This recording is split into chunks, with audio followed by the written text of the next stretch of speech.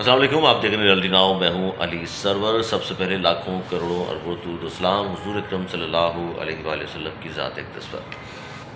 پنکی، گوگی اور کپتان لوٹ کے کھا گئے پاکستان، یہ آج قومی اسمبلی میں نعرے لگے اور اس کے بعد پھر جناب ہاتھا پائی شروع ہوئی، اور ہاتھا پائی ہوئی ہے شاہد خٹک پی ٹی آئی کے ایم این اے، اور عطا تارڑ جو ہیں وہ وفاقی وزیر بھی ہیں، نون لیگ سے ان کا تعلق ہے۔ اس کے بعد ہاتھا پائی ہو گئی قومی اسمبلی میں۔ آج 1 گھنٹے کے دوران 6 بل منظور کر لیے گئے فوری، اور بڑے اہم بل ہیں وہ۔ کسی بھی شخص کو 90 دن میں حراست میں رکھا جا سکتا ہے، اور تینوں سروسز چیف کی مدت ملازمت کتنی کر دی گئی ہے، اور سپریم کورٹ پاکستان میں ججز کی تعداد کیا ہے، اس پہ تفصیل سے آگاہ کروں گا۔ اس کے علاوہ دوسری خبر، ڈاکٹر عشرت العباد سابق گورنر سندھ، ان کے لیے ایک بہت بری خبر ہے جی، اس پر بھی اس پروگرام میں ہم بات کریں گے۔ اور خالد مقبول صدیقی صاحب سے ایک صحافی نے بانی متحدہ کے حوالے سے بھی پوچھا کہ بانی ایم کیو ایم والے وقت کو بھی کیا آپ مس کرتے ہیں، کیا ان کی واپسی ہو سکتی ہے سیاست میں؟ اس کا خالد مقبول صدیقی صاحب نے جو جواب دیا وہ میں آپ کے سامنے بھی رکھ دوں گا، خاص طور پر یہ جو گفتگو انہوں نے کی ہے اس کے حوالے سے آپ کو آگاہ بھی کرتا ہوں۔ اور جناب عنقریب بڑا اہم خطرناک بیان اس صدی کا میں سمجھتا ہوں، بڑی خبر، امریکہ اور روس عنقریب جنگ ہوگی اور ان کے درمیان جنگ ہونے والی ہے۔ بڑی اہم خبر ہے یہ۔ 2 سپر پاور ہیں، موجودہ سپر پاور ظاہر ہے امریکہ، اور سابقہ سپر پاور رشیا یعنی روس، اور یوکرین میں جو دونوں ممالک گو کہ براہ راست نہیں لڑ رہے، یوکرین میں جنگ تو ہو رہی ہے لیکن براہ راست دونوں سامنے نہیں، لیکن اب آمنے سامنے آنے والے ہیں۔ بڑی خبر، ایران کا حملہ اسرائیل پر کیا نقصان، اس پر بھی ہم بات کریں گے، لیکن آغاز کریں گے سب سے بری خبر جو میں نے کہا آپ سے، ڈاکٹر عشرت العباد صاحب سابق governor Sindh, M Q M کے رہنما اور ایم کیو ایم کے پرانے لوگوں میں بھی شامل ہیں، اے پی ایم ایس کے ذریعے یہ آئے تھے ایم کیو ایم میں، اور یعنی جس وقت یہ میڈیکل کے طالب علم تھے اس وقت سے تعلق رہا ہے ان کا ایم کیو ایم سے، اور اس زمانے میں بڑے جونیئر تھے جب ان کو وزیر بنایا گیا سندھ کابینہ میں، اور اس کے بعد پھر سلسلہ چلتا رہا، باہر چلے گئے، پھر واپس۔ اچھا، وزیر بنے، یہ بھی بڑی اہم سچویشن، ٹاؤن پلاننگ اس طرح کا اس زمانے میں پورٹ فولیو تھا ان کے پاس، اور اس کے بعد پھر گورنر سندھ بھی ڈائریکٹ آئے تھے باہر سے، اور باہر سے ڈائریکٹ آتے ہی گورنر بنے تھے، گورنر سندھ 14 سال رہے گورنر سندھ۔ ان کے لیے بری خبر یہ ہے آج کل جہاں وہ تیاریوں میں مصروف تھے، اپنی ایک نئی سیاسی جماعت کی لانچنگ میں مصروف ہیں، وہیں وہ بہت ساری باتیں کر رہے ہیں پاکستان کے حوالے سے بھی کہ ان کے پاس ماہرین کی ٹیم موجود ہے، کس طرح وہ چلائیں گے اگر ان کو موقع ملتا ہے۔ وہ ایک پوری خبر میرے پاس ہے، وہ آگے چل کے آپ کو میں دوں گا، لیکن بری خبر ان کے لیے، ان کے بھائی ہیں، ان کے بڑے بھائی اسرار العباد صاحب، جو ایک زمانے میں غالباً ایم کیو ایم کے رکن قومی اسمبلی بھی رہے ہیں، ان کا انتقال ہو گیا ہے، انا للہ و انا الیہ راجعون۔ تو یہ ان کے لیے بہت بری خبر ہے، ان کے بڑے بھائی ہیں، بڑے آپس میں انڈرسٹینڈنگ ان کے بھائیوں کے درمیان، لیکن ظاہر ہے جو آیا اس دنیا میں جانا بھی ہے، تو ان کے لیے بہت بری خبر ہے، دھچکا ہے ان کے لیے۔ اور چونکہ اس وقت وہ اپنی پارٹی لانچنگ کی طرف لے کے جا رہے ہیں، دفاتر کراچی میں انہوں نے حاصل بھی کیے ہیں، ان کے لوگ بھی ہیں، بہت سارے میل ملاقاتیں جاری ہیں، کس طرح چلائیں گے، ایم کیو ایم سے کون آ رہا ہے، پیپلز پارٹی سے واپس کون آئے گا، یہ تمام چیزیں چلے آگے چل کے بیان کرتا ہوں، لیکن بہرحال یہ خبر میں نے کہا یہ بھی میں آپ کو دوں۔ آج قومی اسمبلی کا اجلاس تاخیر سے شروع ہوا، اور شروع ہوتے ہی جناب دھڑا دھڑ کر کے قومی اسمبلی میں بل پہ بل پیش کیے حکومت نے، اور فوری طور پر منظور کرا لی۔ اچھا، یہ جلد بازی میں کہا جاتا ہے، عموماً ایک لفظ استعمال کرتے ہیں ہم لوگ بھی، یعنی کہ صحافی بھی، یہ جلد بازی میں حکومت نے جناب، کیونکہ ورنہ ہوتا یہ ہے کہ بل پیش کیا جاتا ہے، پھر اس پہ دونوں طرف سے بحث ہوتی ہے، اس کے حق میں، اس کے مخالفت میں دلائل دیے جاتے ہیں، اور بحث و مباحثہ کے بعد اس طرح کے بل جو ہے وہ منظور کیے جاتے ہیں۔ لیکن یہ اب ایسا نہیں ہوا کہ اس بار کوئی اس طرح کا ہو گیا کہ جلد بازی میں یوں کر کے بل منظور ہو گئے۔ اب جب پی ٹی آئی کی حکومت تھی جب بھی یہی تھا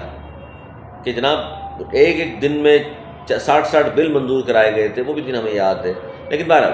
آج 6 بل 1 گھنٹے میں اس حکومت نے منظور کرا لیے، اور اس پر وہی جس طرح میں نے کہا کوئی بحث و مباحثہ نہیں۔ 2 بل اس میں بہت زیادہ اہم ہیں، خاص طور پر ایک تو سپریم کورٹ پاکستان میں ججز کی تعداد بڑھا کر 34 کر دی گئی ہے، یہ بل منظور ہو گیا،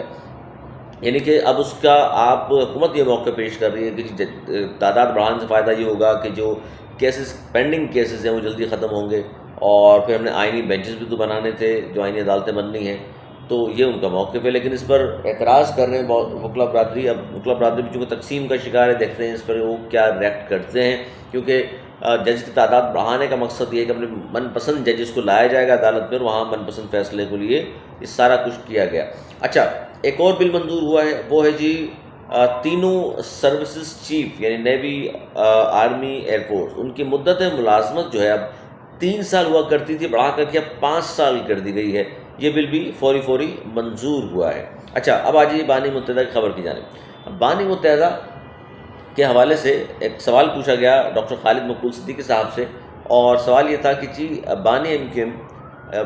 والے وقت کو آپ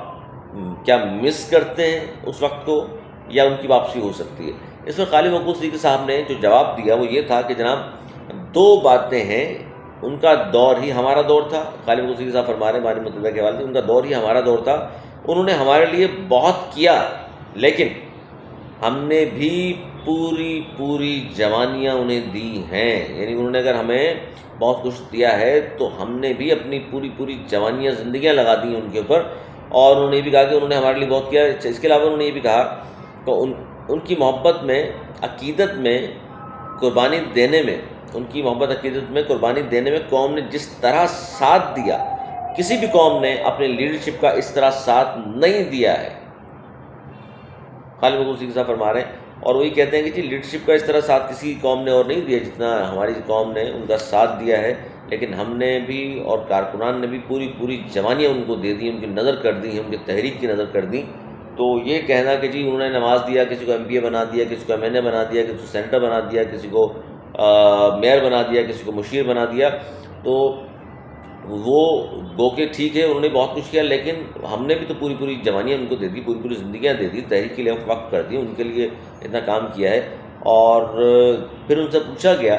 کہ جی موجودہ جو MQM ہے یہ اور 22 اگست سے پہلے والی MQM، ان دونوں میں فرق کیا ہے؟ تو انہوں نے کہا کہ موجودہ MQM، اچھا فرق انہوں نے بتایا کہ موجودہ MQM بس شور کم مچا رہی ہے۔ وہ کہتے ہیں پرانے MQM اس کا مطلب ہے بہت زیادہ آواز اٹھاتی تھی، شور مچاتی تھی ہر مسئلے پر، عوامی ایشوز پر۔ موجودہ MQM صرف شور کم مچا رہی ہے، لیکن ہم نے حاصل بہت کچھ کر لیا ہے۔ اب یہ ان سے ظاہر ہے، ان کا اس بیان سے آپ اختلاف بھی کر سکتے ہیں اور اس بیان کو تسلیم بھی کر سکتے ہیں کہ جی بات تو بالکل ٹھیک دی ہے، یہ آپ کے اوپر ہے، آپ کامنٹ کر کے بتائیے گا خالد مقبول صدیقی صاحب نے جو اسٹیٹمنٹ دی ہے اس سے آپ کے اپنے کیا وچار ہیں۔ اچھا، یہ جو ہم بات کرتے ہیں بار بار کہ MQM کے پاس موقع اب بھی ہے، ظاہر آئینی ترامیم ہو رہی ہیں، 26واں آئینی ترامیم ہو گئی، MQM نے ظاہر اپنی چیزیں کچھ رکھی ہیں سامنے، خاص طور پر 148 کا مسئلہ رکھا ہے 27ویں ترمیم میں، جس پہ حکومت نے کہا ہے، لیکن وہ ظاہر پھر صوبہ، بہت سارے کہتے ہیں صوبے کے حوالے سے آپ بات MQM کیوں نہیں کر رہی، یا کراچی والے دیکھیں صوبے کی تحریک پرانی ہے، MQM تو بعد میں بنی، لیکن صوبے کے حوالے سے سب سے پہلے تو سندھ اسمبلی میں آپ کو قرارداد کثرت رائے سے منظور کرانی پڑے گی 2/3 اکثریت سے، وہ آپ کے پاس ہے۔ لیکن چونکہ اب اوپر سے بھی باتیں شروع ہو گئی ہیں صوبوں کی، تو صوبہ بننا چاہیے، لیکن اس کا ایک گراؤنڈ ہے، اس کا ایک بیک گراؤنڈ بھی ہے، وہ اس پہ آگے چل کے اس پہ روشنی ہم ڈالتے ہیں۔ پھر وہ جو کچھ لوگ کہتے ہیں جی تعصب برت رہے ہیں، کراچی کا مطلب تو یہ ہے کہ مہاجر صوبہ بنانا چاہتے ہیں۔ بھائی کیوں نہ بنائیں مہاجر صوبہ، جب پشتونوں کا صوبہ ہے، سندھیوں کا ہے، پنجابیوں کا ہے، بلوچوں کا ہے،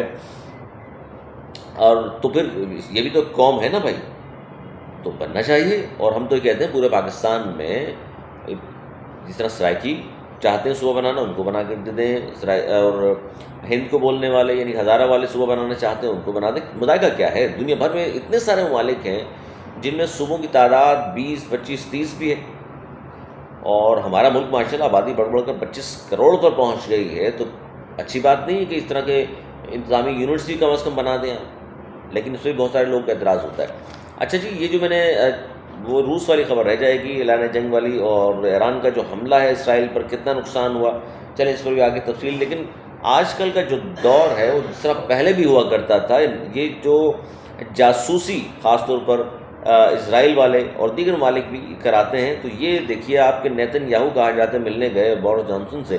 اور ان سے ملاقات کے دوران ہی کہا کہ جی میں واش روم جا رہا ہوں، واش روم کے لیے گئے ہیں، اور وہاں جا کے چپ نصب کر دی، جس میں پورے ان کا جو گھر تھا بورس جانسن کا کہا جاتا ہے ان تمام کی جہاں جہاں گفتگو ہو رہی تھی وہ ریکارڈ سے ہو سکتی تھی، وہ باہر بیٹھ کے سن سکتے تھے، بعد میں پکڑی گئی وہ. پھر اس طرح اٹلی کی خبر جو ہے، اٹلی کے وزیر اعظم نے بھی بہت بڑا جاسوسی نیٹ ورک انہوں نے جو قائم کیا ہوا تھا وہ پکڑا ہے. پھر انڈین اخبار کی میں بتاؤں، انڈین اخبار نے یہ کہا ہے کہ نیتن یاہو جو میٹنگز کرتے رہے اپنے سیکیورٹی آفیشلز سے، وہ ساری کی ساری لیک ہوئی ہیں. اور وہ کہتے ہیں اندر کا کوئی آدمی نے وہ چیزیں ایران کو پرووائڈ کی ہیں. یعنی ایران اس وقت اسرائیل کی کیبنٹ میں گھس چکا ہے، اور ایران نے یہ ساری چیزیں پھر ظاہر حماس کو دے دی. تو ایران نے اس وقت ناک میں دم کیا ہوا ہے. یہ حملے کے حوالے سے تفصیلات سے میں آگے چل کے آگے کروں گا انشاءاللہ. اور دنیا کو حیران کر دیا جی انہوں نے. اور خاص طور پر اب چند گھنٹے رہ گئے ہیں امریکہ کا جو انتخاب ہے، اس سے پہلے حملہ اور یہ ساری چیزیں، یہ کوئی چھوٹی بات نہیں ہے. اس پر پورا امریکہ اور اسرائیل بہت زیادہ پریشان ہے. چلیں اس پہ آگے چل کے ہم بات کرتے ہیں. آج تک کے لیے اتنا ہے. اپنا بہت خیال رکھیے گا. اپنا فیڈ بیک سے ضرور آگاہ کیجیے گا. اب مجھے دی اجازت، مولانا اقبال.